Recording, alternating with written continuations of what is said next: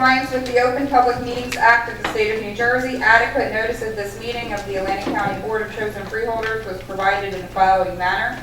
Published in the Press of Atlantic City and mailed to the Current, the Daily Journal, the Hamilton Gazette, the Hamilton News, and has been posted on the bulletin boards in the County Office Building in Atlantic City, the Stillwater Building in Northfield, and the County Clerk's Office in Mays Landing. If we could please all rise for an opening prayer. Heavenly Father, we ask that you grant thy divine providence to this board and all those charged with the responsibility to work together. Grant that our decisions be wise, our principles sound, and performance in office faithful. Amen. Amen.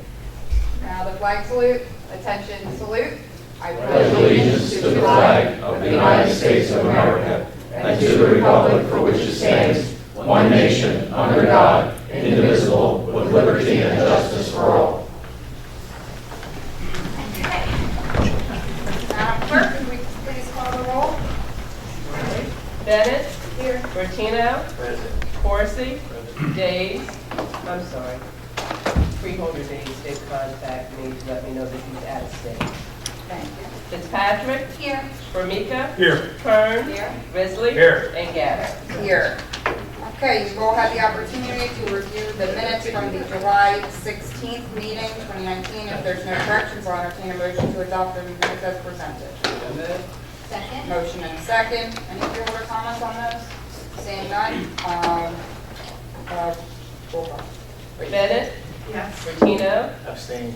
Corsi. Yes. Fitzpatrick. Yes. Formica. Yes. Kern. Yes. Risley. Yes. And Gaddis. Yes. Okay, next up, we will go to our printed agenda, and first up, we have our guarantee ordinance. This is final reading, so it will have a public hearing. Sam, you want to read that? Guarantee ordinance of the County of Atlantic, State of New Jersey, fully, unconditionally, and irrevocably securing the payment of the principal of and interest on certain obligations to be issued by the Atlantic County Improvement Authority for the purpose of providing additional security, therefore, consenting to such financing and determining certain other matters in connection therewith. Final reading. Thank you. Move. Second. Motion and a second. Before we open this up for the public, Jerry, do you want to just give a quick highlight, or whoever you would like to have Yeah, I'm give a just quick saying, highlight? is Howard Or John? or John Laney? John? Yeah, John, do you want to do it? Yeah. Yes, thank you. So we have been going through our process to make sure that the county is adequately protected. We've gone through an underwriting process. We have a term sheet that we're negotiating back and forth, and as we proceed with this project, we recognize that it is a very important project to the economic development strategy for the county. As you're aware, and was discussed last time, the aviation sector was identified in the Angelo Economics Report as the way we should focus our efforts during the early stages of our economic development to develop aviation-related industry. So, aside from the research part, which we've already built the first building and is fully tenanted, we're also advancing the Aviation Academy with educational partners. And as part of that, Aviation Academy is going to generate the workforce that is needed for aircraft maintenance and repair operations. This is the first maintenance repair operation that will be located at the airport for some time. So we're very optimistic that we're going to move forward, and this is going to help our strategy. Great, thanks for that summary, John. Any comments or questions from the board? Freeholder Formica. John, is it true this is a $5.9 million bond? It's 5.75. It's 5.75. not to exceed. It's going to, the steps are that we'll go through a process, put it out to bid, and when we get the final cost, that'll determine the size of the bond. But it's not to exceed amount. And is it true that we actually had a maintenance facility that wanted to come to the park, but they didn't have a hangar? Yes, that's the case. There was actually two that wanted to come, but there was no place for them to locate. So this is a project the Atlantic County Improvement Authority has taken to further develop our aviation industry to diversify the economy. That's correct. The idea is that we will build a hangar, lease it to the company. And I'm sure this is structured so that the lease payments or the payments will cover the amount of the debt. Absolutely, yep. That's our objective. As I said, we went through the financial underwriting analysis for the company. We've structured the lease payments so they cover the debt service and administrative fees. So there'll be no loss in revenue per month during the term of the No. note. Right? Thank you. Okay, thanks. Any other questions? Freeholder Madam Chair, if Corsi? I may, Sure. I'm not as astute as my colleague over here with all this data he's coming up with. Where would the hangar be located at, first of all? So there's currently two hangars out there. There's Signature Air on one side. There's another hangar that is a private hangar, actually stores some of the Bogota planes in there. So this is a vacant parcel in between the two hangars that this one will be built on. So are we paying to rent this space? We are, yes, we have agreed up to terms with South Jersey Transportation Authority where we are entering into a ground lease with them. That will also be covered by the rent that we charge. And how big is this?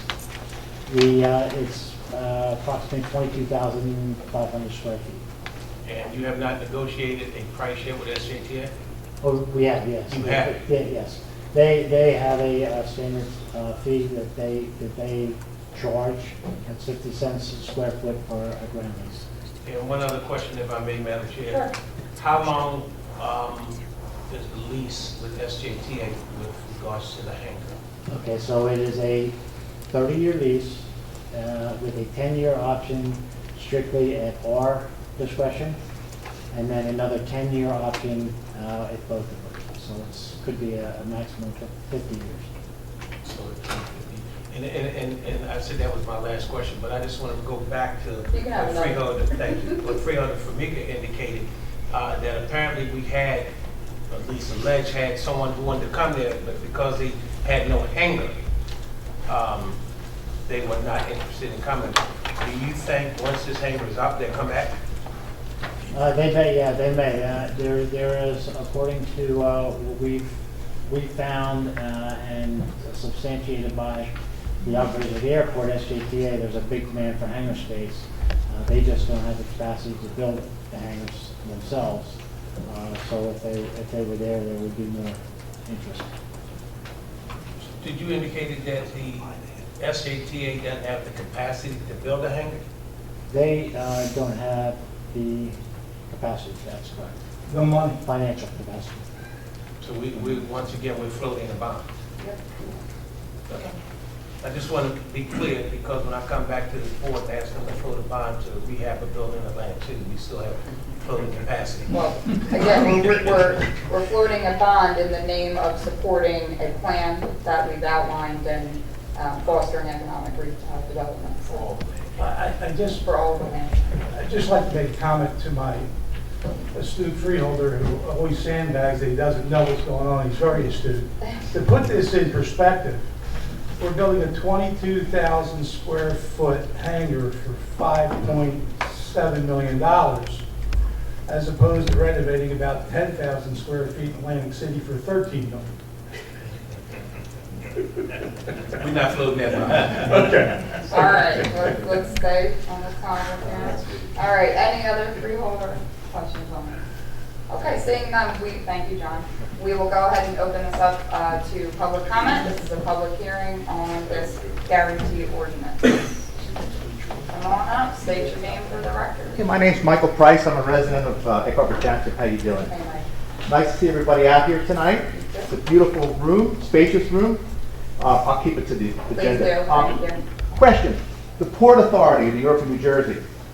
What happens if they come in and take over everything and we're making all these plans, spending all this money, what will happen? Ultimately, they'll just take it over, and Well, I think what was so we're answered, working for them, or what's happening? I think what was answered last time when we had this question at the introduction was that it's a contractual arrangement, and if somebody else should take over from the SJTA, they would have to honor those contracts. Is that right, John? That's correct. There's been discussion already with the Port Authority, if they were to take over, what would happen, and they would have to. So even then, they may come in and say, well, we're here, we're gonna make changes, but this stuff will already be in place, and We could either sit around and wait, or we could take action, Mike.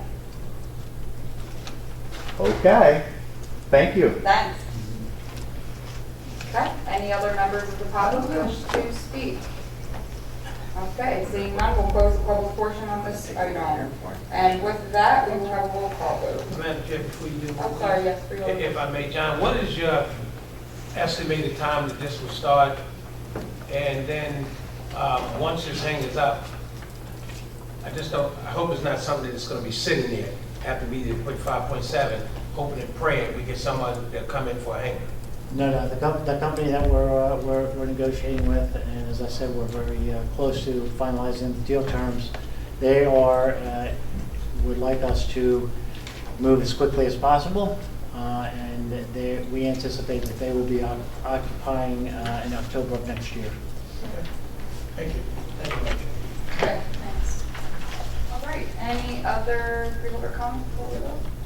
Okay, we'll go ahead and have a roll call vote. Bennett, Yes. Bertino, Yes. Corsi, Fitzpatrick, Yes. Formika, Yes. Kern, Yes. Risley, Yes. and Gaddis. Yes, all right.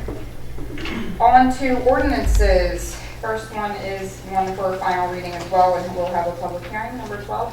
Ordinance establishing no passing zones along Weymouth DeCosta Road, County Route 559, 640, in the townships of Hamilton and Mullica and Town of Hamilton, Atlantic County, final reading. Motion and a second. Freeholder comments on that one? Okay, seeing none, open this up to the public for a public hearing. Okay, seeing none, we'll close the public portion. Have a roll call vote. Bennett, Yes. Bertino, Yes. Corsi, Yes. Fitzpatrick, Yes. Formika, Yes. Kern, Yes. Risley, Yes. and Gaddis. Yes. And next is number 13. This is first reading, no public hearing.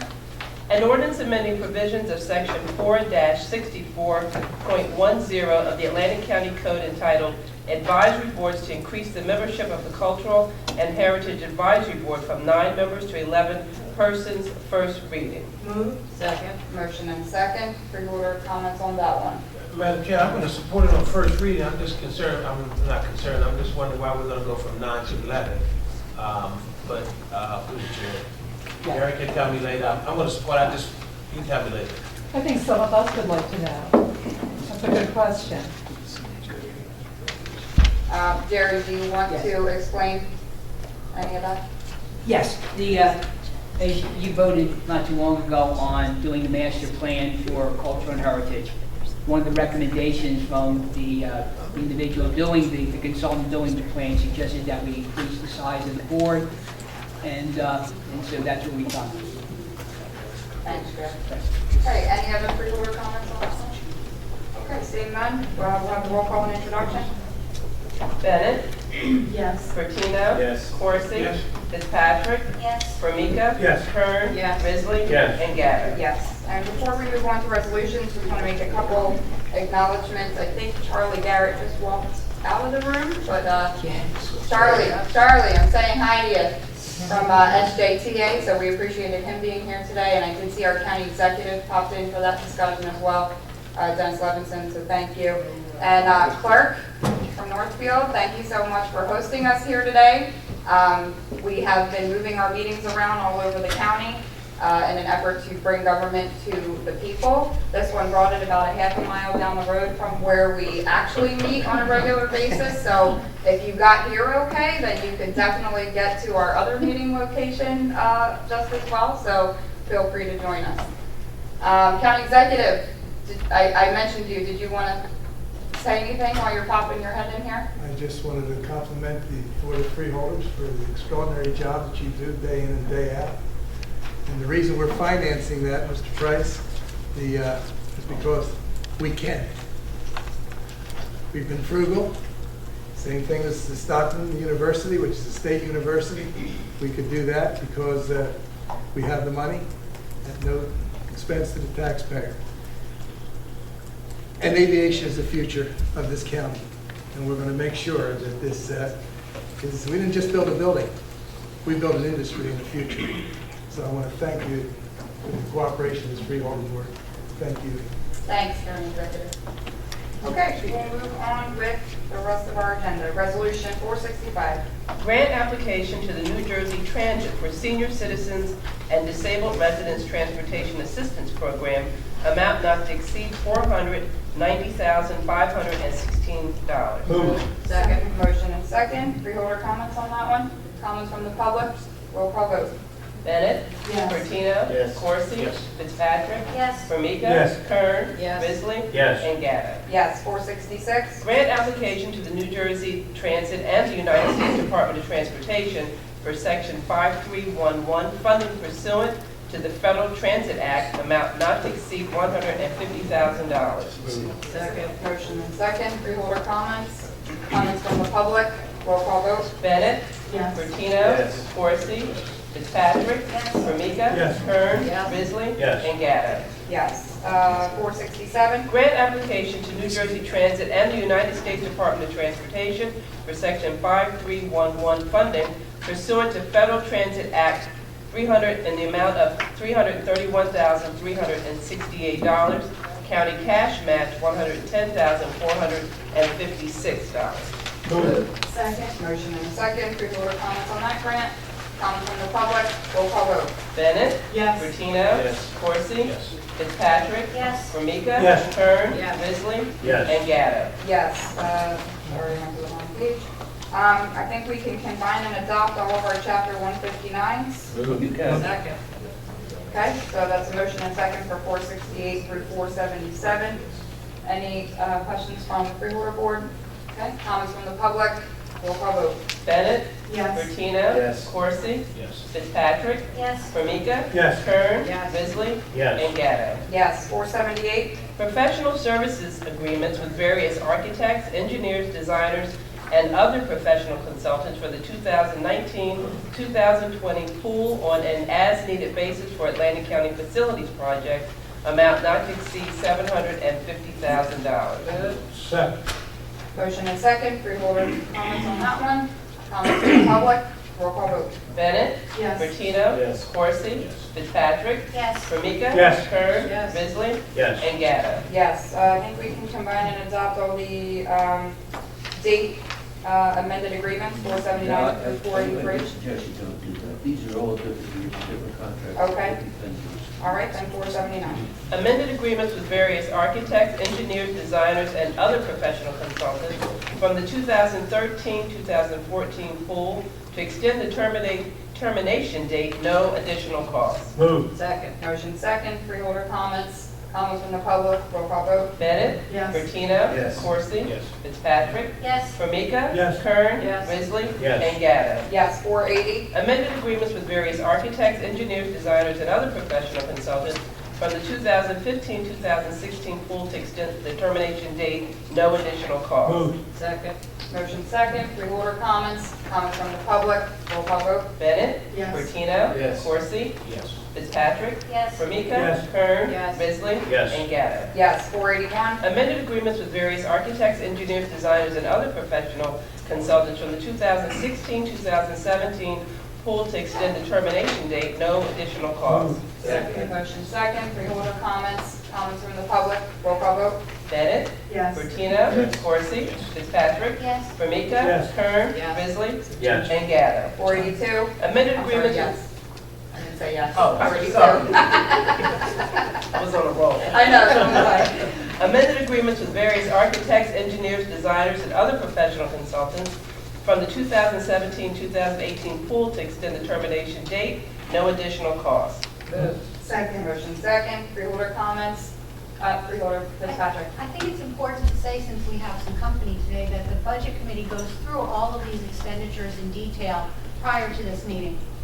So we know what we're Right, looking at. none of these are expenditures. Well, but prior to Okay. the expenditures, we go Got it. through the whole agenda, right? Okay.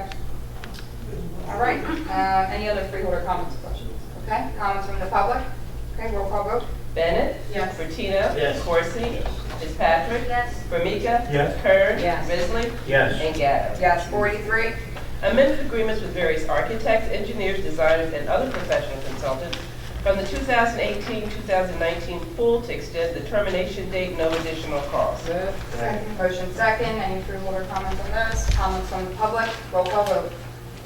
Bennett? Yes. Bertino? Yes. Corsi? Fitzpatrick? Yes. Formica? Yes. Kern? Yes. Risley? Yes. And Gatto. Yes, 484. Renewal bid contract with Chapman Ford Sales Incorporated provides preventative maintenance on county-owned vehicles amount not to exceed $35,000. Move. Second. Motion second, freeholder comments on that one, which we did discuss in the budget meeting. Any comments from the public? Roll call vote. Bennett? Yes. Bertino? Yes. Corsi? Yes. Fitzpatrick? Yes. Formica? Yes. Kern? Yes. Risley? Yes. And Gatto. Yes, 485. Bid contract with T Masters Collision for body and fender repair to county vehicles and equipment amount not to exceed $65,000. Move. Second. Motion is second, any freeholder questions on that one? Comments from the public? Roll call vote. Bennett? Yes. Bertino? Yes. Corsi? Yes. Fitzpatrick? Yes. Formica? Yes. Kern? Yes. Risley? Yes. And Gatto. Yes, 486. Bid contract with Northeast Electrical Services Limited Liability Corporation for supplemental electrical maintenance and repairs amount not to exceed $123,400. Move. Second. Motion and a second, freeholder comments on that one? Comments from the public? Roll call vote. Bennett? Yes. Bertino? Yes. Corsi? Yes. Fitzpatrick? Yes. Formica? Yes. Kern? Yes. Risley? Yes. And Gatto. Yes, 487. Bid contract with Delta Line Construction Company to provide emergency signal repairs at various county locations amount not to exceed $50,000. Move. Second. Motion and second, freeholder comments on that one? Comments from the public? Roll call vote. Bennett? Yes. Bertino? Yes. Corsi? Yes. Fitzpatrick? Yes. Formica? Yes. Kern? Yes. Risley? Yes. And Gatto. Yes, 488. Change order number 1, contract with Ocean Construction Limited Liability Corporation for installation of security fence at Harbor Fields, net increase $22,691.45. Move. Second. Motion and a second, freeholder comments on that one? Madam Chair. Your favorite topic, freeholder That's it. Corsi, go for it. I want to support it only because it's a safety issue, and all of us know the issue that's been happening in and around the Harbor Field Detention Center in Egg Harbor City, and that, as I said in the budget teleconference the other day, I just wish they would have picked this up earlier so we would not be hit with additional monies, but be as it may, it's needed, and I think this is probably, I believe they told us this is near the end of the workload for the work they're doing at the Harbor Field, Yes. correct? That's correct. Okay. Any other freeholder questions or comments? Comments from the public? Okay, roll call vote. Bennett? Yes. Bertino? Yes. Corsi? Yes. Fitzpatrick? Yes. Formica? Yes. Kern? Yes. Risley? Yes. And Gatto. Yes, 489. Change order number 1, contract with AE Stone Incorporated for roadway improvements to Fire Road, Section 6D, Mill Road, part of Section 7A in the township of Egg Harbor to extend term date only, no additional cost. Move. Motion and a second, any freeholder, I think you're second. any freeholder comments on that? Comments from the public? Roll call vote. Bennett? Yes. Bertino? Yes. Corsi? I'm voting for days too, yes. Fitzpatrick? Formica? Yes. Kern? Yes. Risley? Yes. And Gatto. Yes, 490. Intergovernmental Services Agreement with Atlantic Cape Community College for the provision of a supplemental learning lab program amount not to exceed $56,610. Move. Second. Motion second, any freeholder comments there? Comments from the public? Roll call vote. Bennett? Yes. Bertino? Yes. Corsi? Yes. Fitzpatrick? Yes. Formica? Yes. Kern? Yes. Risley? Yes. And Gatto. Yes, 491. Amended intergovernmental service agreement with the City of Northfield regarding improvements to Mill Road, Maple Run Bridge through Fillmore Drive to extend the term date only, no additional cost. Move. Second. Motion and second, any freeholder comments on this one while we're sitting in the city of Northfield? Okay, any comments from the public? I don't think nobody's gonna vote against it. Yeah, that's what I'm saying. Okay, roll call vote. Bennett? Yes. Bertino? Yes. Corsi? Yes. Fitzpatrick? Yes. Formica? Yes. Herb? Yes. Risley? Yes. And Gaddis. Yes. 492. Governing body certification of the annual audit. Move. Second. Motion and a second. Freeholder comments. Roger, yes. This calls for an affidavit from each of you. Correct. And the affidavit is to the effect that you're familiar with the results of the audit and in particular the recommendations that were made by the auditors. Correct. If you're in a position to say that, then you can vote on it and you will have to sign it in an affidavit. Thank you. Okay, and Freeholder Meeting. Concerning this, right before the meeting, freeholders were given a briefing on the audit, and I don't know if it's 19 or 20 years in a row, but it was a perfect audit, and there were no changes and no recommendations made by the auditors. Thank you for that highlight. And I do believe our auditor is here, and I don't know, Gary or anybody else. Oh, wait, why did Bonnie introduce Mike? Bonnie, want to introduce yourself? This is Mike Garcia from Fort Scott. Okay. Mike Garcia from Fort Associates. Scott, and this is the 2018 audit. As Freeholder Formica stated, no findings and recommendations, many years in a row. That's the history here, obviously. I just wanted to go over a quick reminder. When it comes to conducting the audit for the county, we're required to, as auditors, sample many transactions to come up with the fact that you're following the rules and regulations that the state imposes on counties. And so a clean audit is, it's a credit to the entire county that you're able to do it year after year. In addition to looking at those procedures and practices, we also verify the numbers. And you'll see that in the financial statements, the fund balance increased by just over $500,000. It's predominantly because your revenues exceeded your expenditures. Your anticipated revenues were about $4.1 million higher than last year, and your spending only increased by about $3.6 million, and that's like less than 2%, 1.78%. So your revenues were higher, the increase in revenues were higher than the increase in spending, so a good sign. Another thing I do want to mention to everybody is the gross and the net debt for the county decreased by about $8.4 million last year. So you're paying down your debt at a faster rate than you're incurring new debt, a good sign. You ended the year with about fund balance of $18.3 million, of which you used less than half to balance the 2019 budget. So all of these things rolled together get us to where we are, a clean audit, strong financials, and no comments and recommendations.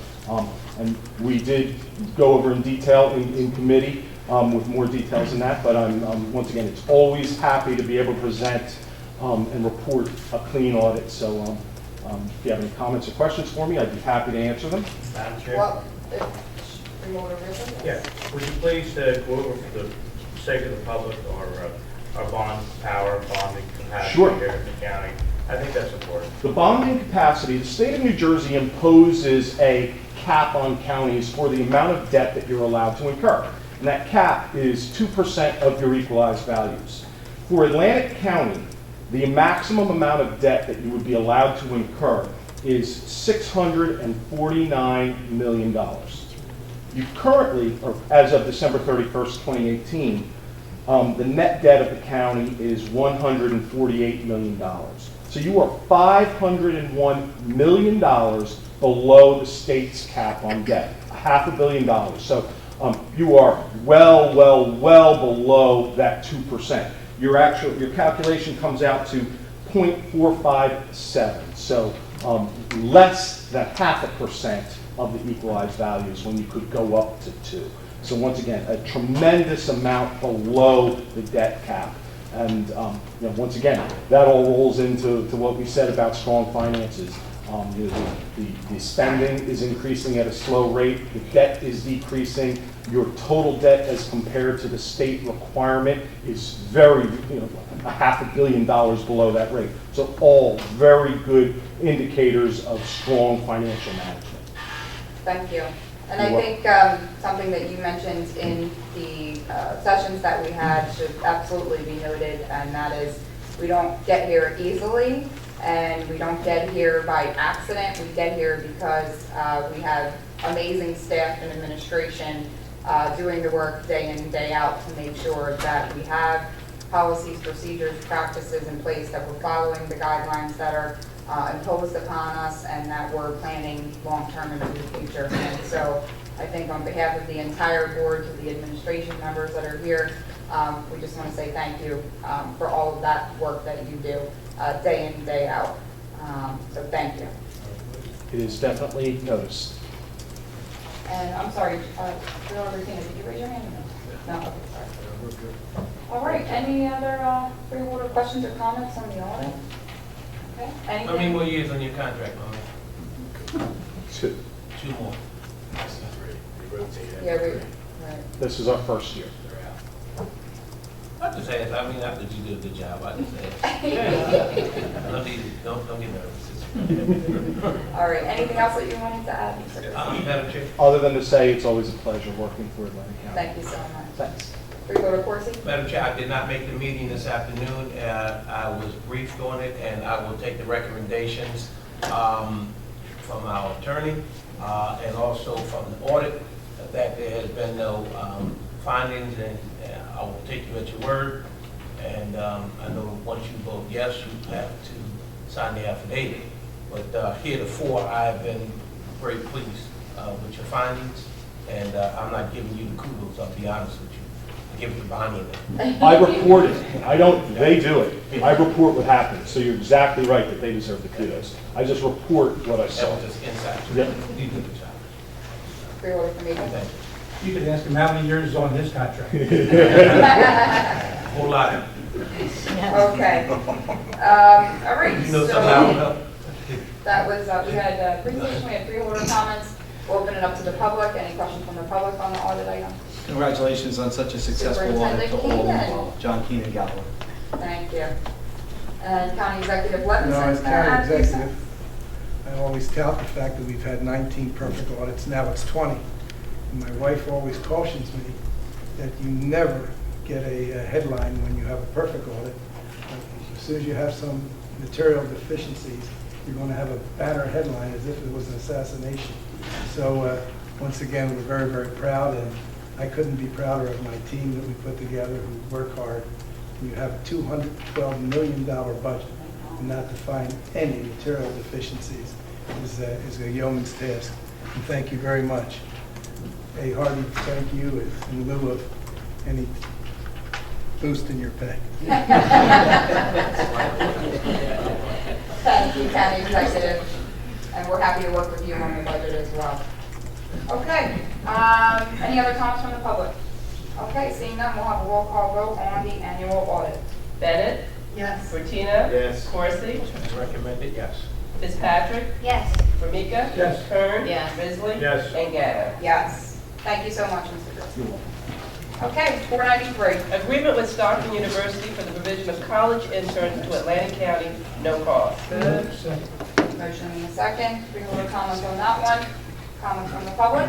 Roll call vote. Bennett? Yes. Bertina? Yes. Corsi? Yes. Fitzpatrick? Yes. Formica? Yes. Kern? Yes. Risley? Yes. And Gatto. Yes, 494. Competitive contract with Dr. Christopher J. Lucosti, D.O., to serve as Medical Director of Meadowview Nursing and Rehabilitation Center, amount not to exceed $38,000. Move. Second. Motion second. Freeholder comments on that. Comments from the public? Roll call vote. Bennett? Yes. Bertina? Yes. Corsi? Yes. Fitzpatrick? Yes. Formica? Yes. Kern? Yes. Risley? Yes. And Gatto. Yes, 495. Resolution endorsing the fiscal year 2020 Atlantic County Homeless Continuum of Care Plan and application. Second. Motion in a second. Freeholder comments on that one. Comments from the public?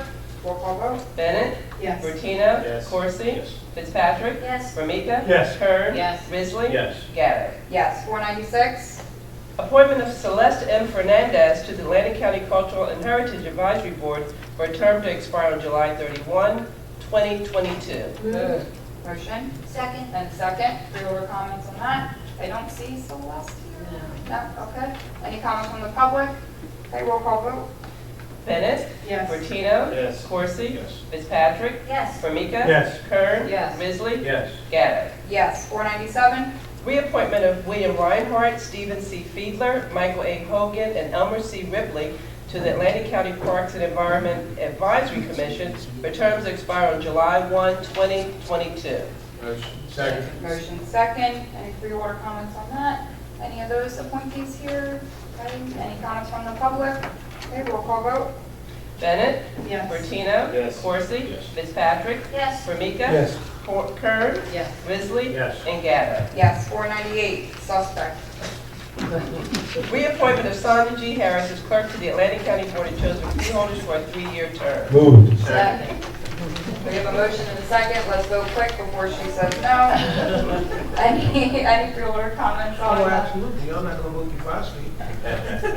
I'm allowing you to comment. Oh, I'm gonna speak. You Okay, guys allow me, I'm gonna speak on this one. go for it. She may not want to hear this one. I know. Freeholder Corsi. All jokes aside, I certainly want to commend Sonia for an outstanding job. She makes all of us look good, and even if we don't like the criticism, she gives us on the sideline. She has our best interests at heart, and I think the county is blessed to have her, and certainly this board of freeholders ought to be jumping up and down. And Sonia, I'm going to put all of them on the spot. We're going to talk about a salary raise around here soon, but not just for you. But all jokes aside, she's done an outstanding job, and I think the county should be very proud of what she's done for this county and for the board of freeholders. Very well said. Freeholder Formica wants to add to that? I do, and I want to echo everything that Freeholder Corsi said. It is just unusual to find somebody that has the support of a board like this.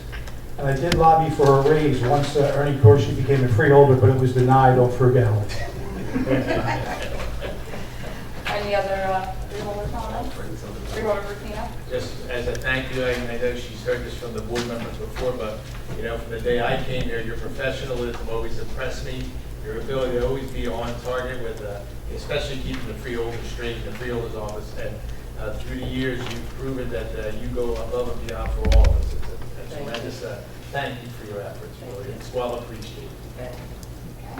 And I'd like to think of it not as criticism, but constructive feedback that we get from Sonia. And you do, you keep us all straight, and you're a great sounding board, and we just really appreciate everything. So whether you want the reappointment or not, we're gonna vote on it. Madam Chair, before we go, this is not a farewell speech, hell. No. But let me say, on another note we did mention, she also runs a tight ship in Alton, and she has some of the hardest working ladies in that office. And no matter when you call them, they get it done. Yep. So for real, they make all of us look good. Yes, yes. And it's definitely not a Monday to Friday, 9 to 5. I mean, Saturday morning. Oh, by the way, I have 200 names to need that. Yeah, we need 200 letters today. Yeah. Thanks.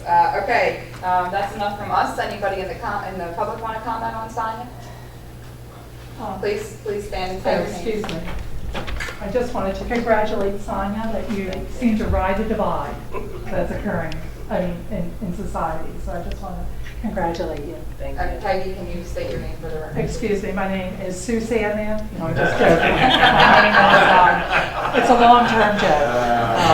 My name is Peg Capone, and I'm from Hamilton Township. Thank you so much. Okay, any other members of the public? Okay, with that, we'll roll call vote. Bennett. Yes. Bertino. Yes. Coursey. How many times can I vote? Once. Yes. Fitzpatrick. Yes. Formica. Yes. Kern. Yes. Risley. Absolutely. And Gatto. Yes. Thank you. I do know you didn't vote as loudly on that one as you did the change order. but I was that's going to okay. vote for me and Rich. 499. Authorizing consent for road. Sorry, hold on. Can we do 499 through 501 for the roadway solicitation? Moved. Second. Motion and second. Any comments or questions on the roadway solicitations? Comments from the public? Roll call vote. Bennett. Yes. Bertino. Yes. Coursey. Fitzpatrick. Yes. Formica. Yes. Kern. Yes. Risley. Yes. And Gatto. Yes. 502. Changing the location of the September 10, 2019 Freeholder Meeting to the Atlantic City Convention Center, 1 Convention Boulevard, Atlantic City. Moved. Motion and second. Freeholder comments. Freeholder Fitzpatrick. Yeah, I didn't see the license agreement, the backup for this resolution, but I just want to point out that there's a $15 parking fee at the convention.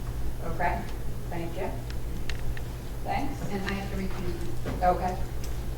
I just want to make mention that this is part of our, again, our efforts to bring government to all corners of the county. We actually really wanted to do this one in the New Jersey Transit train station, but that was a little bit impossible, so this was our next best move.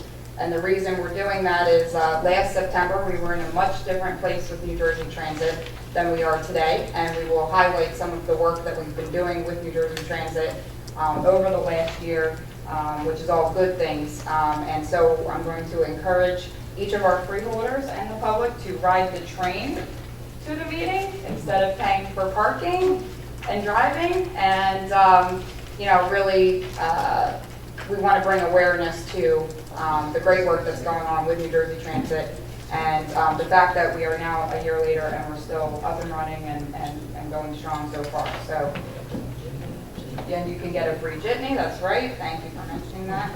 And Freeholder Meeting, you want to mention that? Yes, if I could, Freeholder Fitzpatrick, I don't know if it's appropriate, but I know at some meetings there at the hall, they do have courtesy parking for the sake of the public that wants to show up at that meeting. Could you possibly look into giving a voucher to everybody that attends the meeting? I cannot. Okay. You can, Okay. because of our work. Okay. I'll collect. Okay, I'll look into that. Okay. Okay, great. All right, any other freeholder comments on that change of venue? Okay, comments from the public? Okay, well, roll call vote. Bennett? Yes. Fortino? Yes. Corsi? Yes. Fitzpatrick? Recuse. Formica? Yes. Kern? Yes. Risley? Yes. And Gatto. Yes, okay, that concludes our printed agenda. We will go to first reports of any special committees of the board. Does anybody have any reports? Okay, seeing none, we will go to unfinished business. Any unfinished business for discussion? Seeing none, any new business for discussion? I do have. Freeholder Formica. If you could, Madam Clerk. Okay.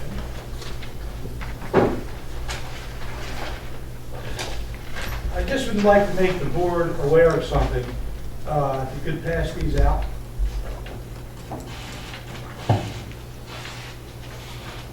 There's a misperception about Atlantic County's levy on real property in Atlantic City. It was put out in the form, the tax collectors sent out their bills, and I have some extra copies if somebody wants to see them. It basically, you have some extras here? Yeah, right down here. Thanks, good. We don't know the motivation of this, we do know the origin of it. And here's the interesting fact. It's a very simple chart that on the left shows this year's tax increase called Atlantic City Property Tax Guide. And the four columns of taxation on the non-casino taxpayers in Atlantic City are shown in the following quantities. The first column is Atlantic City's tax increase percentage, which they show is 0. The next column in the tax increase shows 118% increase by the county on the non-casino taxpayers. For those that aren't aware, the non-casino taxpayers are the only ones that can get a tax increase, as the pilot program has extinguished all real tax levies on casino properties and their acquisitions. So, I did a little research. The actual amount of tax levy from last year to this year, 2018 to 2019, by the county, the total amount of money that was levied on non-casino taxpayers last year was $13.2 million. This year, it has the correct number. The amount of taxes that are being levied on the city non-casino taxpayers by the county is $11.9 million. $11.5 million. So how can there be a 118% increase? The answer is in a very simple detail. Last year's actual tax collected was about $6 million, only because of a mandatory $7 million refund that the county had to give from the last year of casino appeals. and overall appeals. It was very clever, and I would say very disingenuous to hand this to every taxpayer to make it look like there was a 118% increase in levied taxes, when really it's been a mismanagement by whoever is running Atlantic City over the last 11 years. That $77 million, which was refunded by the county by law to the appeal process, was emptied out of the coffers, so that this year there was no refund. And to make it look good, I guess, on their part, they wanted to show a 118% ghost increase. There was no increase in the tax levy by this county to the non-casino taxpayers in Atlantic City. There was actually a $1.6 million reduction in the amount of taxes that the county will collect from last year's. It just did a clever paperwork, and I would say disingenuous graphic attempt to show that the county is at the fault. While we're on the subject, the state of New Jersey, under the DCA, presently, with the Chiesa firm still being in control, is probably responsible for this publication. But when it hits, it already has hit home with anybody in Atlantic City screaming bloody murder about the county. I wanted to correct the fact on the record. One interesting fact, there's $45 million that is going to be levied by the city of Atlantic City on the non-casino taxpayer, hardworking homes and businesses, and other non-casino property owners. I would just like to say that falls short of the $49 million debt service that the city has to pay under state control. The state took Atlantic City over with about $115 million in debt. It's approaching close to $600 million in debt. So I just want to make it clear on the county's part where our actual hand is in assessing taxes to Atlantic City. Thank you, Freeholder Meeting. I'm very glad that you shared this with us and put the facts on the record. We won't even talk about the level of service that we're providing to Atlantic City as shared service and what that equates to. But I appreciate that you brought this forward. All right. Any other new business on any of the freeholders? Okay, seeing none. We'll have written communications petitions. Anything that anybody wants to freeholder Fitzpatrick? I think we all got this. Certification of minutes from Greater Egg Harbor Regional High School District. Let's see. Condemning or asking not to have happen an increase in enrollment and expansion at ACIT because they are feeling the pinch in their municipal school budget. Yes. Okay, so everybody get that? And then we had a response from Dr. Gunther as well, and saying why it needed to happen. I learned this week, or at least I was told, and I haven't had a chance to look at it myself, but I was told that the Pleasantville High School was outfitted with very complete vocational facilities. And I wondered if, rather than expanding the school, creating new space, because the fact is we're not in the 70s or 80s anymore where kids are, bursting at the seams in high school like we had been. Our population has decreased over the last 4 or 5 years since 2014, 2015, and when all those people lost their jobs in Atlantic City, they left and took their kids with them.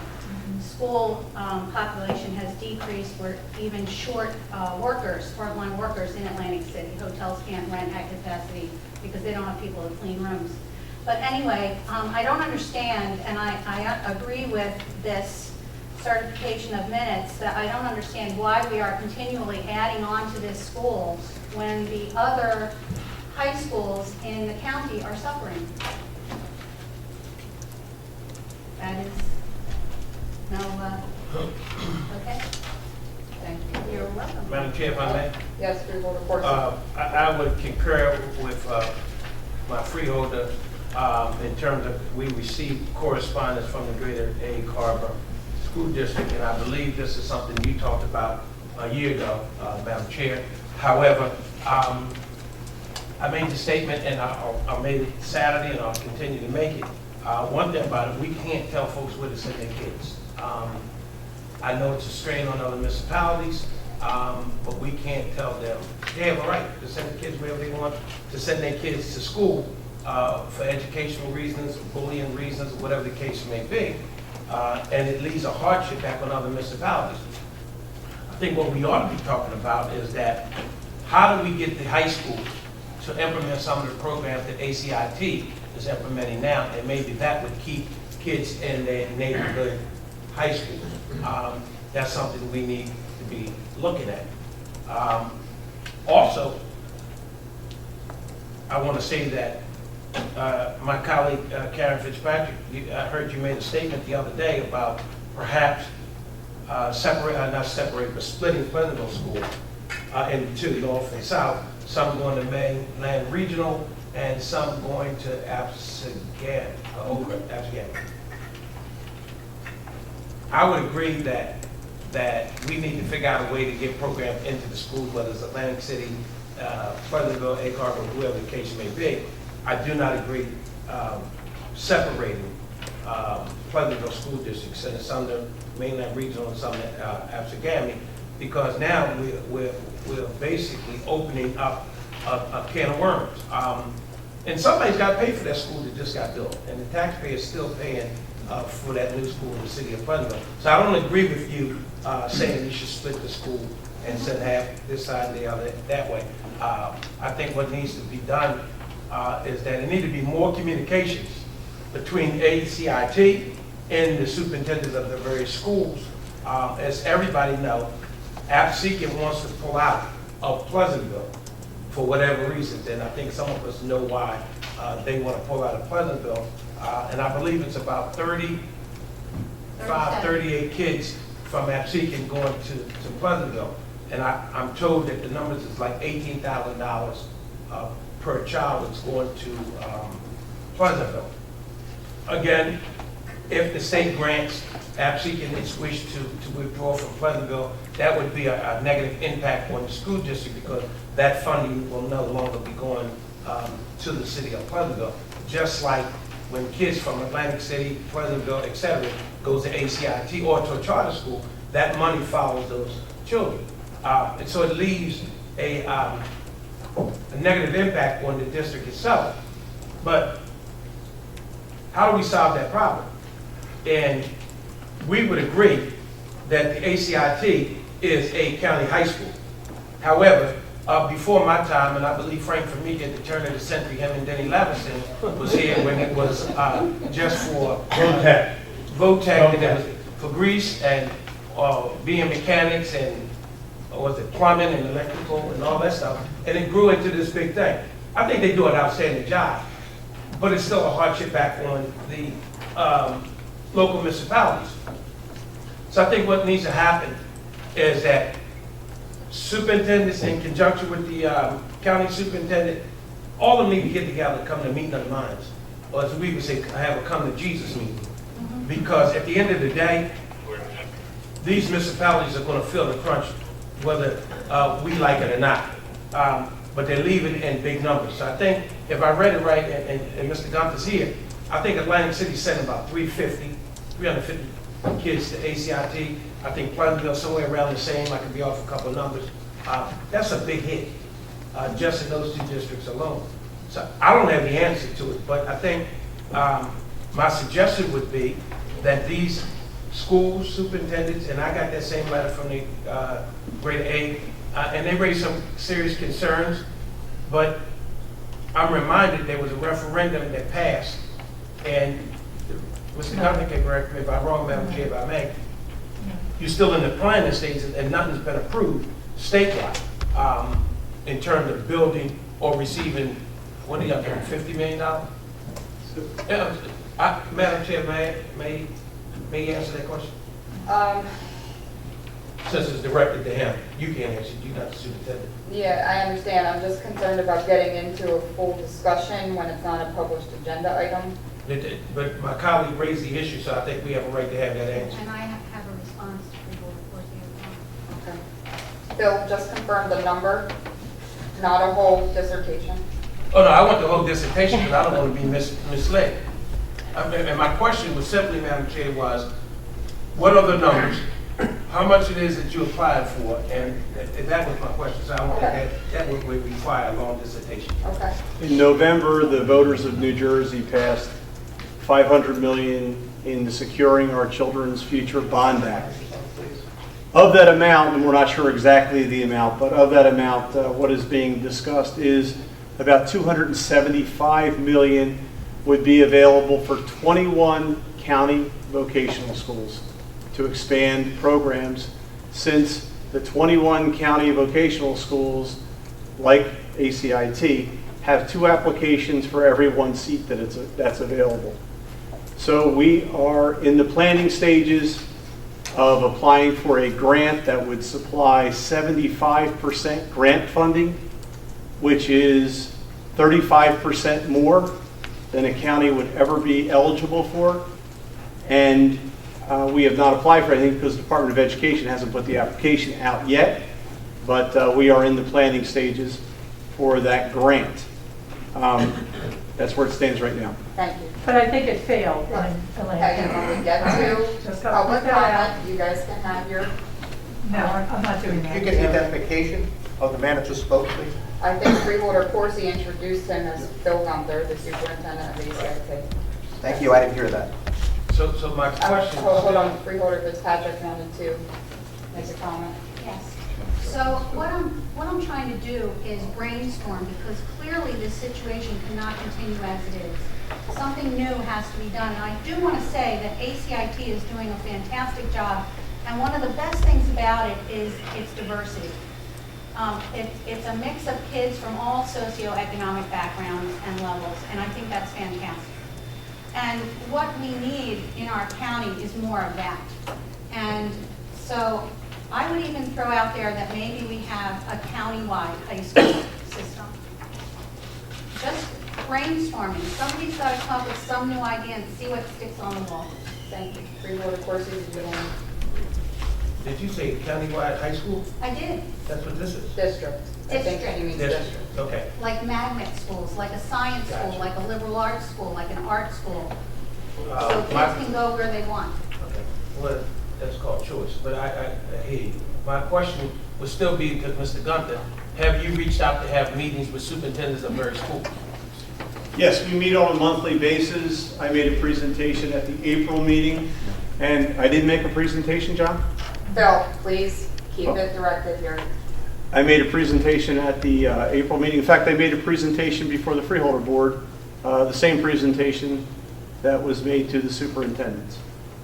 Okay, Madam Chair, I'm done. My last question is that what I don't want us to do is get into a public dispute back and forth. And the reason I asked, did you meet with the county superintendents? Because we have gotten, well, I can speak for myself, have gotten calls regarding the same issue. And I thought when you came to the meeting a couple months ago, you explained to us that you were going to either meet with them or you met with them. Yes. I don't remember what it was, but it's still a negative impact on the local school districts. Can I And address some kind of that? way we got to figure out if we can. Can I address the issue of negative impact? One thing we have to be clear about is we are a county school. So your county taxpayers are supporting the budget for our school and the facilities for our school. So in the various municipalities, they are paying for the facility and for part of the program that we have. So they're already paying for that. We charge tuition. Tuition is based on we subtract the county share of our budget and our state aid. Whatever is left over, that forms our tuition. The more state aid we get, the lower our tuition goes, and that's why our tuition has been lowered in recent years. In fact, we gave back $3.1 million last year when we got extra aid to the various districts. Greater Egg got over $800,000 back in a rebate. But we are sensitive to the tuition cost, and in fact, we're hoping in the future it goes down once we are fully funded. But we are going to continue to meet with the superintendents in the county. I have also made it very clear that I will go to any Board of Education in the county that wants more information. And want to make it also clear that this 75% grant, if we don't apply for it, it'll go somewhere else in the state, because every other district, county district in the state, that is probably going to put in an application for something. So this is a once in, I don't want to say a lifetime because you never know, but this is a very rare opportunity for the county. Thank you. Madam Chair, if I may, and I'm done. Okay. I would suggest that, don't we have a committee on, don't we have an ad hoc committee on, Like an education committee? Yeah. Don't we have one? I think so, yeah. I would suggest, if this board would agree, what we may need to do or consider doing in the real short distance is to get the county superintendents, right, the school superintendents and the county superintendent, get all in a row, and let's talk about this thing. And I'm gonna tell you why I say that. It's gonna get ugly before it gets better. And if there's a way to head it off, let's try to head it off. But let's not wait until it gets to a big brainstorm and everybody's pointing their finger, and at the end of the day, we don't want the kids caught in the middle of this fight because I'm picking between here and there. And again, the parents have a right to send the kids where they want to go, but we've got to look at what impact it's going to have back on the school districts itself. And I think that's a fair way for right now to at least start the dialogue. So therefore, I don't have to worry about Phil said he met with this person, that person said you didn't. We can nip all that. And if this committee that the Freeholders have, if we can convene a meeting, I think that would start the process. I know how near and dear it is to you because you raised this issue a year ago or so. But I don't think we need to wait, we need to move on it. If I could just add my 2 cents, in County Executive, I saw you raise your hand, but let me just, if I can, add my 2 cents here. You know, it's really a shame. You know, I understand that the Greater Egg Harbor Regional Board, and I'm sure you're going to get up and speak in our public comment section. I understand that you're doing what you have to do, and John, as the superintendent, you know, what you're fighting for your district, and that's your job. That's what you all are supposed to be doing. That's what you're elected as board members to do. Phil was doing the same thing. He is the superintendent. His job is to fight for his district, which happens to be ACIT. A component that you didn't mention is we have a county superintendent. That is not Phil. It is somebody else who I think should be probably part of leading that conversation at some point. Bob Bunkers is a state employee. And that goes to my next point.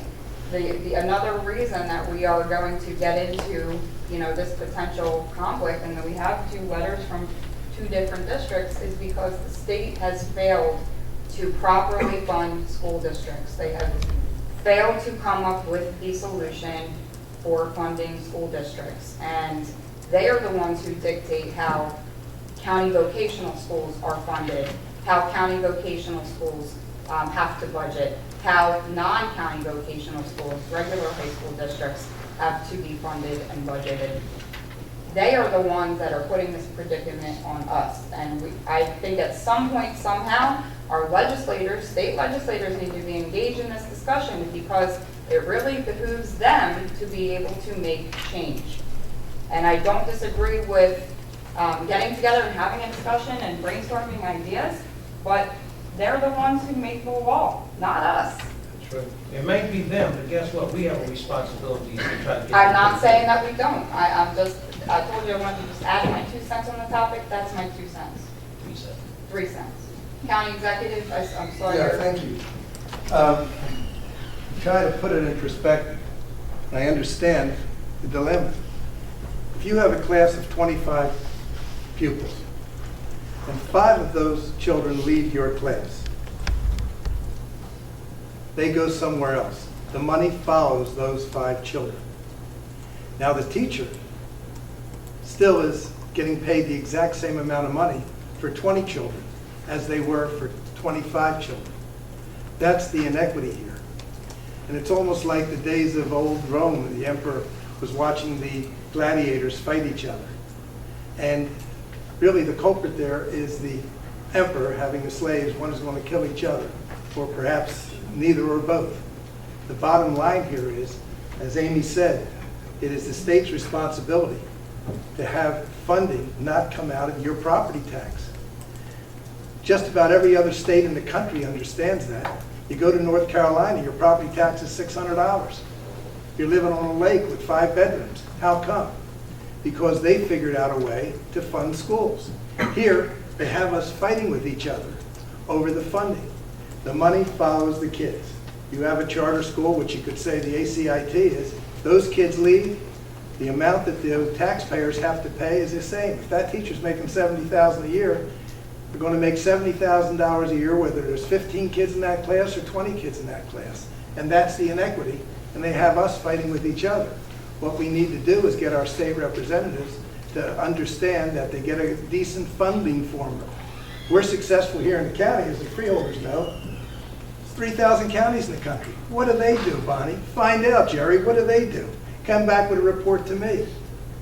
There's 3,000 counties that have figured out, let's just say 2,500 of them have figured out a funding formula. Why in the world can't the state of New Jersey do so? That is where the problem is. And it's going to continue to be the problem, and we're going to continue to fight with each other. And that's unfortunate. Mr. Bumpus is the county superintendent. He's appointed by the state of New Jersey. He's a company guy. And he's going to go along with the state of New Jersey because that's the formula he has to defend. So consequently, in all due respect to Greater RA, if he's going to be the arbitrator, you're going to lose because he's got to defend the state's formula, and this is the state's formula. The money is going to follow those kids out. And that's going to be the way it is until the state legislature gets it upon themselves to figure out how to fund our schools properly without taking it from our property tax. The city of Northfield, what are you paying on a house? $300,000, $8,000, $10,000 a year? It's an outrage. It's an absolute outrage. But why? Because your cops, your fire, your police, your everything's coming out of your property tax. That's how it's done in Jersey. And that's an unfortunate circumstance. So let's not fight with each other. Let's get Trenton to decide to, what Hoboken was getting years ago. Holy mackerel, a Tony place like that. We're getting a fortune for per kid. While next door they were getting basically nothing. So let's put the blame where it is. And it's not in us. It's not in our stars either. It's in Trenton. Thanks. Thank you, John. Madam Chair, let me say this, and I'm not going to go back and forth, but some of what the county executive said, I probably can agree with. But again, we keep pointing the finger at the state, this person, we ain't getting nowhere. It doesn't matter if it's the state's fault or not funding it. The question is, how the hell do we get to the table? Because we locally got to deal with our own local issue. And we all know the state of New Jersey have their own problems right now. And they can't get out of their own way for whatever the reason may be. But how do we locally sit at the table? Because if we can come up with some kind of plan that then we all can submit to the state, saying that they all agree with X, Y, whatever that may be. But the point at Phil, or the point at the county, the point at this county and that city and that school, it's not going to solve the problem. Because, as you indicated, that money follows those kids no matter where you go. Whether you go to Charter Tech or you go to wherever, that money's leaving that district. And it leaves a burden on the school district. Then you got to look about layoffs. And it takes me to my other point, and I'm done. And while I reserve the balance of my time, I'm never done. If, in fact, they were trying to seriously talk about moving Pleasantville to Absegami and to Linwood, even though it's a conception plan, look at all the people that's going to lose a job in the process of all that. Because I know damn well Linwood don't want them. They don't want the kids, let alone the teachers. And I'm not too sure Absegami wants it. So still having that fight, why don't we sit at the table and try to come to some common ground? Because nobody's going to get 100% anything. Okay. If the freeholders don't mind, if there's no other new business, what I'd like to do is open up the public comment and allow the Greater Egg folks the chance to comment first while we're on this topic. Does anybody have any issue with that? No. Okay. we take in school. Okay, we're gonna open it up to public comment. Superintendent Keenan. John Keenan, Galloway resident, Superintendent Greater Egg Harbor Regional. I want to thank you all for reading the correspondence. I saw by the length of your agenda how detailed and complicated the things that come before you are, so thank you for taking the opportunity to look at our resolution. I also want to thank you for the suggestion of possibly moving this to one of your committees if you have an education committee. I appreciate, Freeholder Corsi, your suggestion of getting superintendents together to discuss this. It is a very complicated issue. And I ask that you look at the wording of our resolution. We are not in any way, as a school district, saying anything against vocational education or the excellent programs of ACIT. We're simply questioning the size of the district over the last several years. We're also asking to stop and to come together and to discuss the impact on all other high schools. Dr. Gunther just stated that he did present a plan, a proposed plan for growth. He presented. He did not reach out, or the district did not reach out to any other school superintendent or district in the creation of that expansion, or to review it, because we do need quality vocational education. You just approved to float a bond for a hangar. Spirit Airlines would have come to Atlantic City Airport and moved operations, but there was no maintenance facility because there was not enough individuals, they felt, available in the job market. So a vocational school is necessary to produce those young adults that can work in the industry. And we believe, as a school district, that our vocational school has grown too fast and may have adopted some programs that might not be core to the needs of Atlantic County at this time. You might not be aware, but the traditional programs, when someone says vocational school, and you ask the average citizen, they believe that it's carpentry, that it's plumbing, that it's electricity. And it is, but to a much lesser degree. We applaud those programs. In fact, we would like more of our students involved in those programs. You might not realize you have to be in the 8th grade to attend the vocational school. You have to know that you would like to be a carpenter when you're 13 years old. That's not how life works. When you're a sophomore or a junior and you're sitting in science class and you say, this science, this college prep is not for me. I'd like to do something in the trades.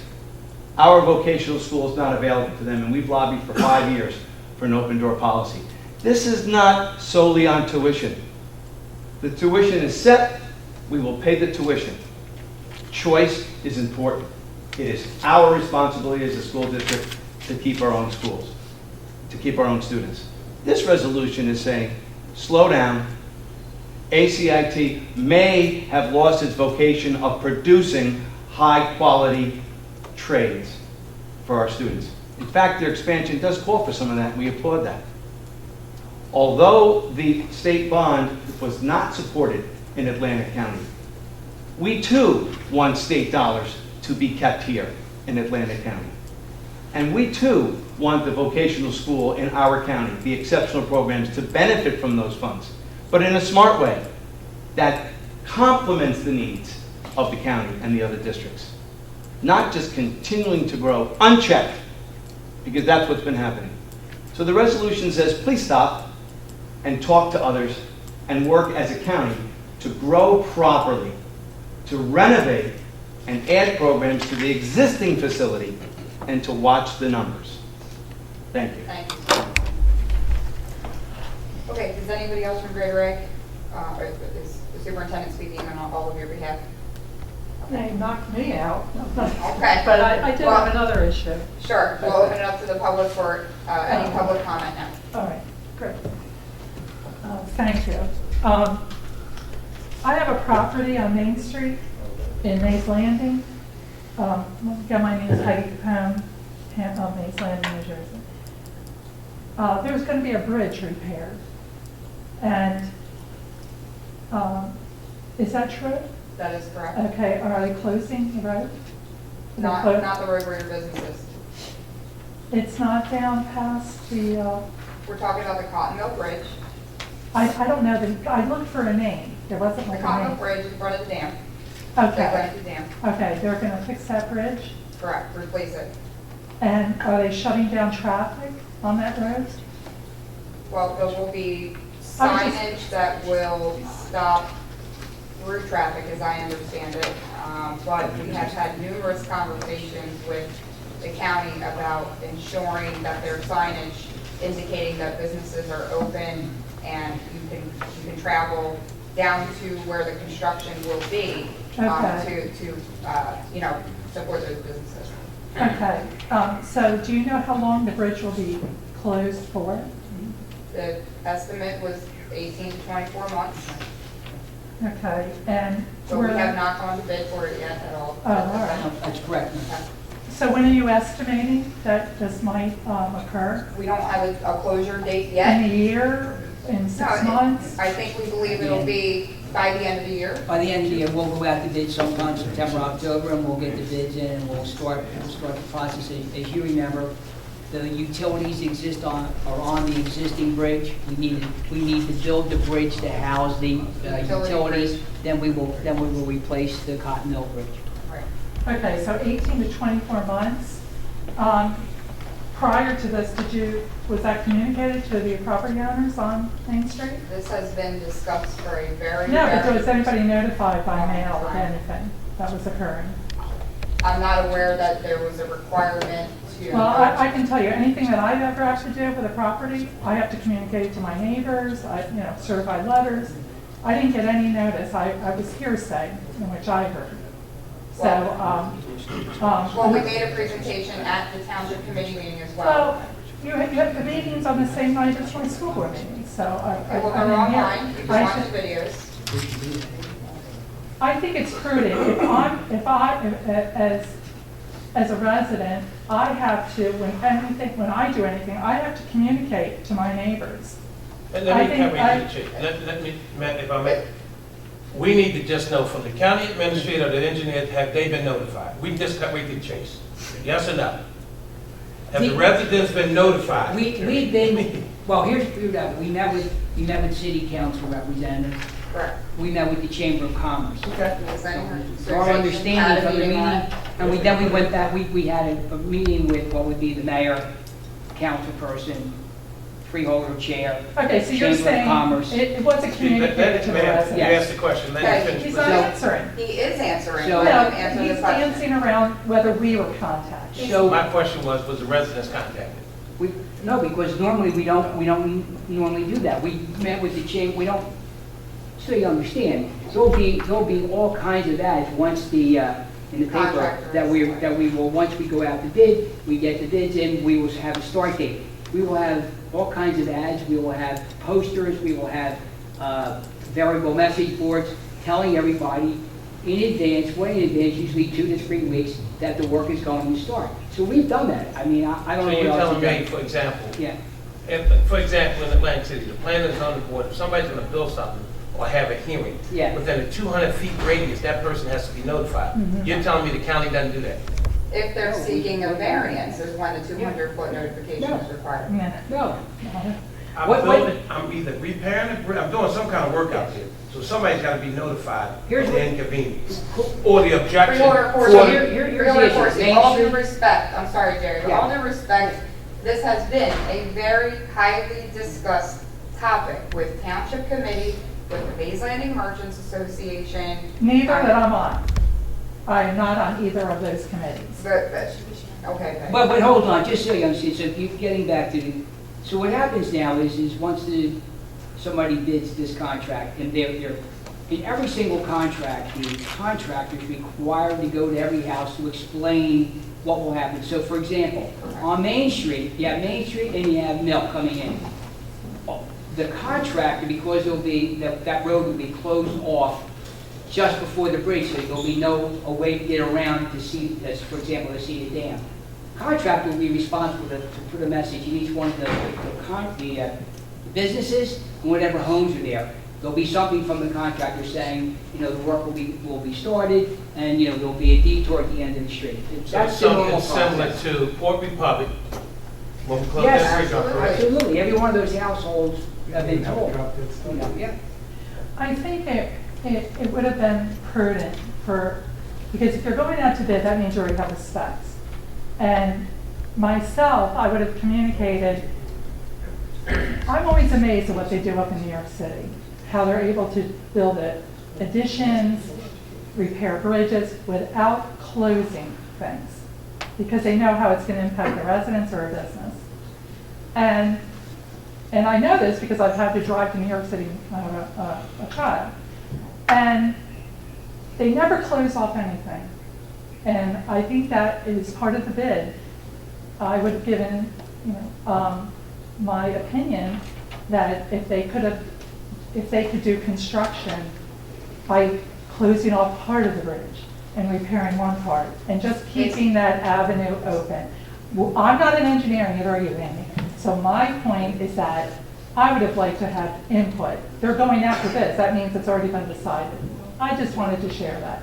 And maybe in future communications, because that's going to impact businesses on Main Street for 2 years.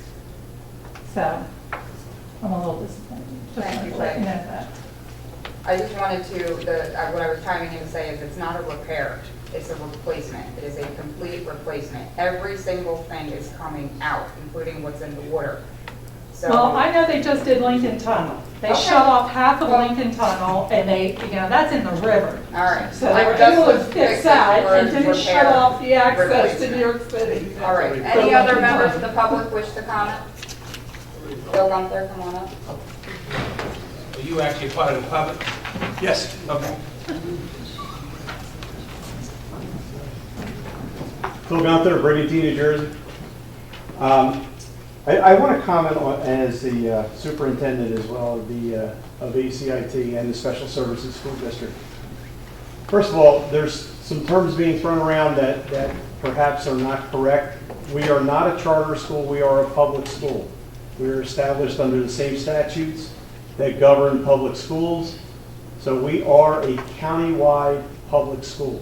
The programs that we offer are a shared service for the county, and that's the reason why vocational schools now, most of them are called career and technical or technical schools, operate in the state of New Jersey.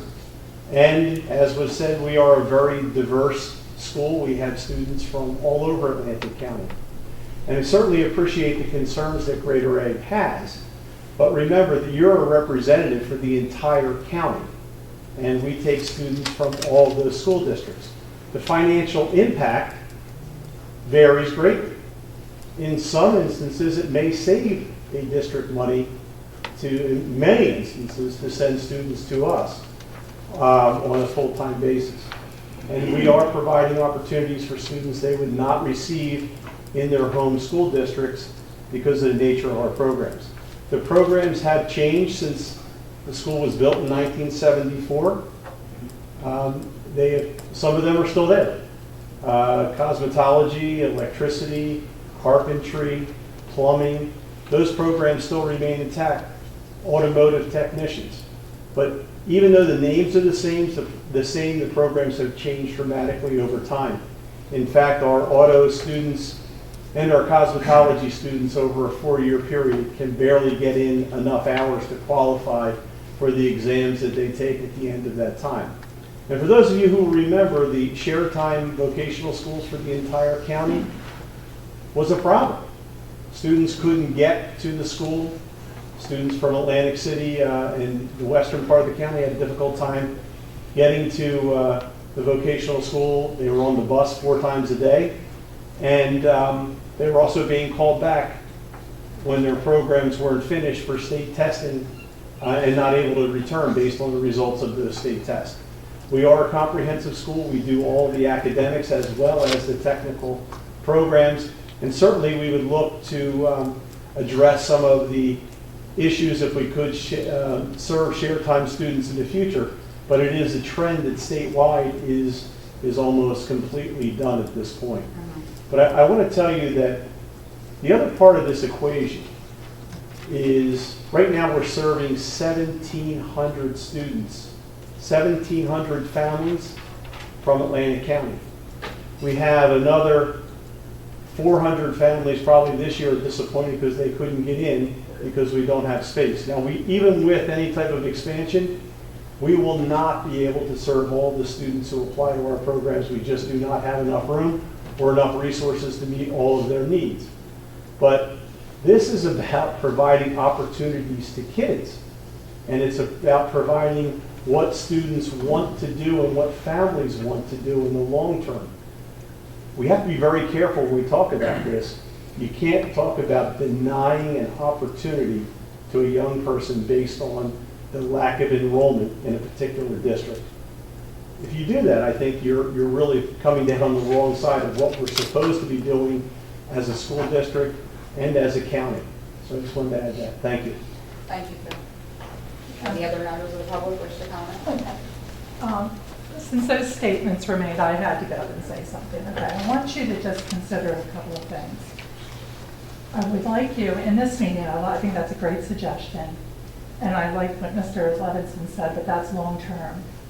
To look at all the programs that the school districts around Atlantic County are offering, and look at what's been happening. We have sent kids out to multiple areas based on their needs, and we don't have an issue with that. But when a school district comes back to you 2 years later and gives you we're capped by 2%. They come back to us and say we owe them, our increase was 45%. You tell me that's fair? The projection of your budget on charging the other districts is really not very fiscally sound, because we do our budget. Other schools where we're sending our kids because of their needs. So we're not, it's a little, there's a little glossing over. So I want you to think of that. And I also want you to look at the admissions process. Ms. Fitzpatrick brought up the diversity. I want you to really look at that and see what students, there's an admissions process, it's a public school, to get in. What are they looking for? And there could be some discrimination. How do you know? Unless you get the information, not the students' names, but what are they looking for in the admissions? That's very important, because they could be denied because of something that they're required. I want you to look at that, because that's not information we get. I'd like you to look at just look at our high school's graduates. See where they're going. It's incredible with the resources that we have and the dedication of the school board members, where our students are going. They're excelling significantly. I want you to look at that. So we're very fiscally conscious, but yet we're still delivering outstanding students for the workforce. So I want you to consider that. But remember, we're 2%, and we get hit with over several times, 35, 40%, 45%. And that's money we're taking out 2 years later. So that's something that needs to be investigated. And also, I'd like you to find out, because I asked for that information, it was never given to me. Where are the kids when they're going to college? How many of them are taking remedial classes? So how do we know the quality of the education if we can't, and look at how many kids are actually in the vocational programs. These are answers that I think all of you, because I've heard what you've been saying, would be interested in seeing. So I thank you for your time. Thanks, Greg.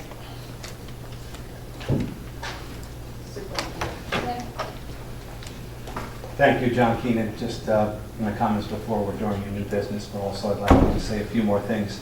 I do believe, as Dr. Gunther stated, that it is about opportunities. And I know that you represent the whole county. That's why you're county freeholders. I don't think you need to be told of that.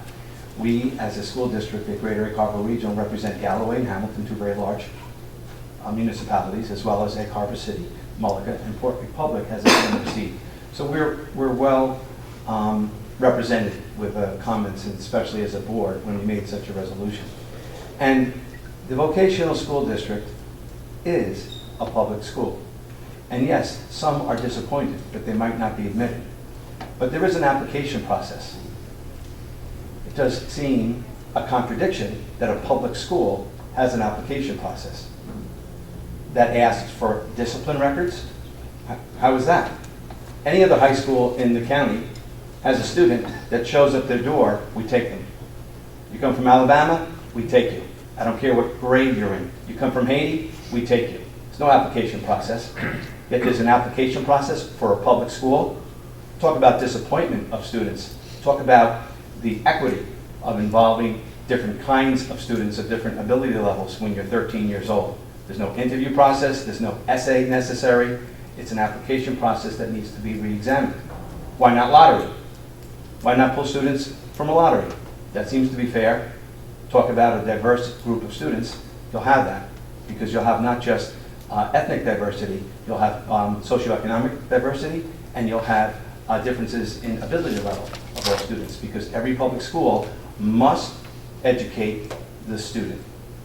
Whether you are special needs and have an IEP, we have a full range of programs. So I think that a committee that was recommended could look at some of these things, because there are far-reaching topics, and we do not want to monopolize your meeting when a committee meeting to be established.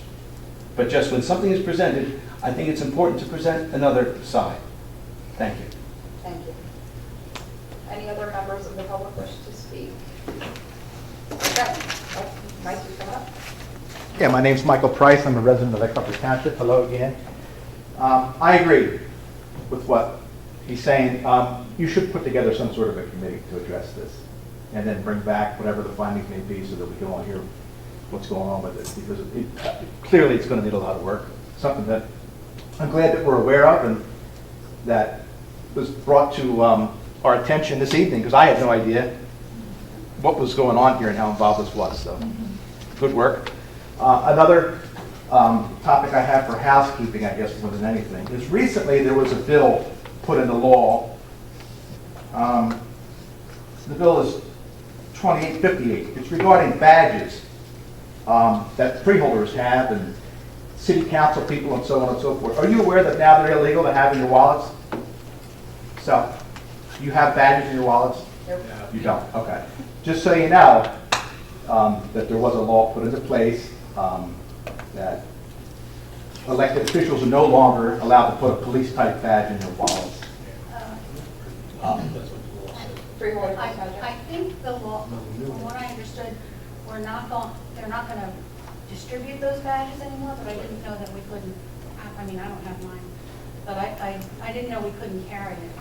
Right, you can. It's a law. It was passed by Governor Murphy. It was put into law recently. So I'm just bringing that to your attention as an item of housekeeping, because before there were freeholders that had badges in their wallets. You know, okay, so I'm just want to clarify. We've received them. I couldn't tell you where mine is. Oh, okay. Yeah. All right. Well, no longer can the county issue them, municipalities, so on and so forth. I'll tell you what happened. It was a woman on the Port Authority that abused it. She showed it to try to get out of trouble, and that's not what that's all about. So, Okay. again, that's just a housekeeping issue I wanted to mention. Thanks. I would hope we would look forward to the sheriff maybe providing us that information, since he's the one who previously distributed the badges. So. Yeah, there's a clarification. I just Googled it, and I have it here. I can forward it to you. You can read it. It's pretty clear. I'll send it to you. Thank you. And one other item I wanted to mention. Congratulations to Son for another 3 years. And that's it for tonight. Thank you, and have a good night. Appreciate it. Okay, any other members of the public wish to comment? Okay, we'll close the public portion. Before we go to the order, I just want to say two things with regard to the Greater Egg discussion. Number one, there seems to be a little bit of an inference of a discrimination issue there. I think that's unfair. I'm not aware of anything, and I think we have to be very careful before we make comments like that, that we're providing factual information. And the second thing I wanted to mention, Peg, with regard to your point about, where are people going? I'm very proudly sitting up here as an OPEP graduate, as Atlantic County's first female chairperson of this board. So Congratulations. I'm a product of where the district has been before. I think all of our districts produce some really amazing students out of Atlantic County, and we're proud as a county, the students that we are putting out into the world. 2%. Okay, moving to order. Madam Any Chair? other Freeholder Coursing. I don't want to relate, but I want to go back to two things. One is that before we adjourn this meeting, I'm going to once again request that if we don't have a committee, we form a committee sooner rather than later. And I do think we have a committee. Yeah. I need to see who's on it. If I'm not on it, I'm going to put myself on it as long as we don't have 5. And I'm not being smart, because when you look at Pleasantville, you look at Atlantic City, and again, I'm getting those calls and stuff that's happening in and around Pleasantville. We know the problems and the situations in the city of Pleasantville and Atlantic City. But it goes across the board, and I think we need to try to come to the meeting of the mind to find out what, if any, additional services that the public schools can offer that ACIT has to keep the kids in the district. And I said that before, it's very important, because that's a lot of money leaving all the districts. So we stop the blame game and just sit down. We know we got a problem with the state of New Jersey. We're not going to dispute that. But if we all can come together and agree on something, then we have some kind of benchmark to send to our legislators and say this is what we like to see happen. The other thing is that I wanted to ask Mr. Gunther, what is the percentage of students leaving ACIT, attending college or graduating college, and are the locals going out of the state? And then the other thing is that I heard Mr. Price make a couple comments, and I'm not concerned, but I wonder how many students are actually leaving EHT going to ACIT? And that's my only 2 questions I have, if I can get an answer from Mr. Gunther. So off the top of my head, the number of students who go on to post-secondary, and I don't know how that breaks down, but we have students who go on to advanced training at trade schools, as well as the community college and 4-year schools. It's around 79 to 80%, somewhere in that range. Then we have a number of students who go directly into the world of work, and then we have students who go into the military. The number of students from Egg Harbor Township, I believe, is about 189. I could be a little off on that, but I believe that's the number. And I would welcome the review of our admissions process and a look at our demographics. And I do take offense at that.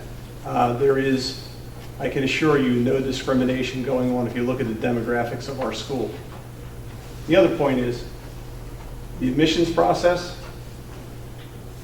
it's an admissions process to make sure the student can benefit from the programs, not unlike the admission process for magnet schools within regular school districts, not unlike a kid going into an AP class who has to qualify for that AP class. We need to make sure the student can benefit from that program. So I look forward to the committee as well, because there is a lot of misinformation out there in the county. Okay, thank you, Phil. And of course, you are on. I knew that. I just wanted to reiterate. Anything else? Who chairs that committee? Madam Chair, if you don't mind, can we try to do what we can? Cross-representation. Yeah. Current Corsi days. Anything else? Madam Chair? It's current Corsi and days on that committee. Days is outnumbered because he's not here again. Yeah. Did you have anything else for good of the order? I do not. Okay. Any other good of the order? Okay. Seeing none, we'll have a motion to adjourn. Motion. Second. Motion and a second. All in favor? Aye.